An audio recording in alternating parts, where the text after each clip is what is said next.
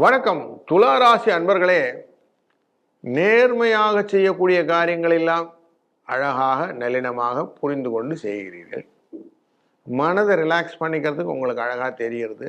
கலை, இயல், இசை, நாடகம் இதிலெல்லாம் மனதை ஒருநிலைப்படுத்தி ரிலாக்ஸ் பண்ணிடுங்க. அப்புறம் ஏங்க குழப்பம்? சில இடத்துல தவறுகள் நடக்கிறத ஏன் அப்படின்னு பார்த்தீங்கன்னா, 5ஆம் பார்வையாக பார்க்கக்கூடிய குரு உங்களுக்கு நான் பண்ணது சரிதானான்னு ஒரு வாட்டி தற்சோதனை பண்ணுன்னு சொல்கிறார். அப்போ என்ன ஆகுது, நீங்கள் போய் ஒரு வாட்டிக்கு இன்னொரு வாட்டிக்கு ரிவைண்ட் பண்ணி பார்க்கும்போது இப்படி பண்ணியிருக்கலாமோ, மாற்றி யோசிச்சிருக்கலாமோ அப்படிங்கும் போது உங்களுக்கு குழப்பம் ஸ்டார்ட் ஆகுது. இப்போ நீங்கள் செய்ய வேண்டிய காரியத்தை முதல் தடவையே ஒழுங்காக செஞ்சிட்டிங்கன்னா சரியாயிடும் இல்லைங்களா? அப்போ நான் வடிவேலு பாணியில் சொல்லணும்னா, எதையும் பண்ணுறதுக்கு முன்னாடி பிளான் பண்ணி தான் பண்ணணும் அப்படின்னு சொல்கிறாங்க இல்லையா? அந்த மாதிரி பிளான் பண்ணிட்ட பிறகு எக்ஸிக்யூட் பண்ணிங்கன்னா உங்களுக்கு எல்லாம் நல்லா இருக்குங்கிறது இந்த வாரத்துலேருந்து புரிய ஆரம்பிக்கும். ஏன்னா உங்கள் ராசிநாதனை விட்டு வெளியில் கிளம்புறாரு சந்திரன். 2ஆம் இடம் அப்படிங்கிறது குடும்பஸ்தானத்துக்குள்ளே போயிடுவார். அங்கே அனுஷ நட்சத்திரம் அப்படிங்கிற இடத்துலையும் விசாக நட்சத்திரம் அப்படிங்கிற இடமும் பௌர்ணமி அப்படிங்கிற சூழ்நிலை கிடைக்கும்.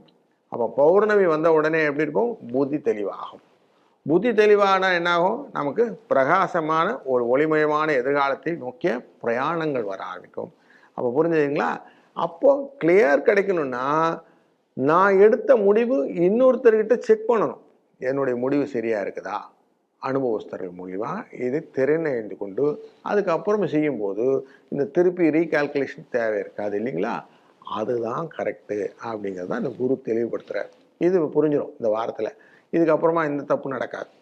சரிங்க, நான் ஏற்கனவே தப்பு பண்ணியிருக்கேனே, கஷ்டங்கள்லாம் மாட்டிகிட்டு இருக்கிறேனே, இதை எப்படி நிவர்த்தி ஆகுது அப்படின்னா, அதுக்கும் இந்த வாரத்திலேயே ஒரு வரப்பிரசாதம் கொடுத்தார். பௌர்ணமியின் 4வது நாள் சதுர்த்தி, சங்கடகர சதுர்த்தின்னு இருக்கும்.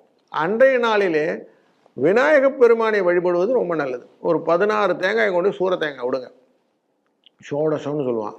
அத்தனை விட்டுட்டு பிள்ளையார ஒரு 11 சுற்றிட்டு நமஸ்காரத்தை பண்ணி 2 நெய் விளக்கை போட்டு, அப்பா சாமி தப்பு நடந்துருச்சு, திருத்திக்கிறேன், நான் ரெடி அப்படின்னா அவரும் நான் ரெடின்னு உங்களை திருத்துவார்.